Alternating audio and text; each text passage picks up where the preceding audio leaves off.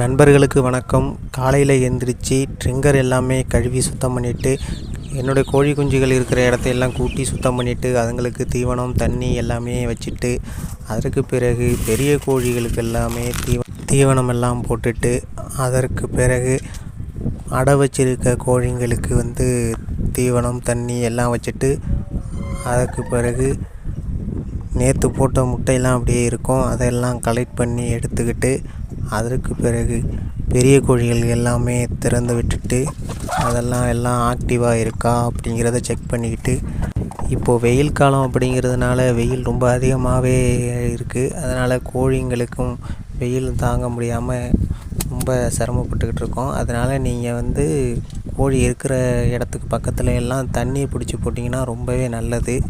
அடுத்த வீடியோவில் வெயில் காலத்தில் என்னென்ன நோய்கள் வரும், அதுக்கான தடுப்பு முறைகள் என்னென்ன மருந்து கொடுக்கலாம் அப்படிங்கிறது